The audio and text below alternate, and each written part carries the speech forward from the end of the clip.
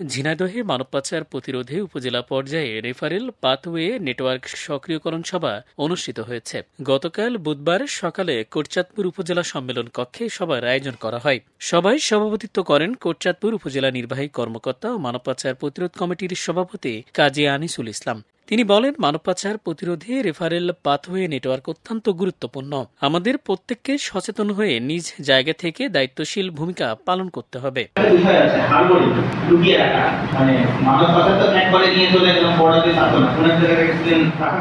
এই সময় আশ্বাস প্রকল্পের যশোর ক্লাস্টারের প্রজেক্ট কোঅর্ডিনেটর রবিউল ইসলাম বাবু প্রেজেন্টেশনের মাধ্যমে মানব পাচার প্রতিরোধে রেফারেল পাথওয়ে কিভাবে কাজ করবে তা তুলে ধরেন। এছাড়াও আশ্বাস প্রকল্পের ঝিনাইদহ প্রোগ্রাম অফিসার মোহাম্মদ আল মামুন প্রকল্পের বিভিন্ন কার্যক্রম, সফলতা ও অর্জন সম্পর্কে তুলে ধরেন। সভায় আরও উপস্থিত ছিলেন উপজেলা মহিলা বিষয়ক কর্মকর্তা শিলা বেগম, কমিউনিটি ফ্যাসিলিটেটর অননীয় বিশ্বাস, সিটিআইপি অ্যাক্টিভিস্ট মেঘলা আক্তার মেঘ, ইমন হাসান সহ উপজেলা সিটিসি সদস্যরা। সুইজারল্যান্ড সরকারের সহযোগিতায় উইন্ডক ইন্টারন্যাশনালের বাস্তবায়নে এবং রূপান্তরের মাধ্যমে আশ্বাস প্রকল্পটি ঝিনাইদহে মানব পাচার প্রতিরোধে কাজ করে যাচ্ছে। মানব পাচার প্রতিরোধ রেফারেল পাথওয়ে নেটওয়ার্কটি সক্রিয়করণ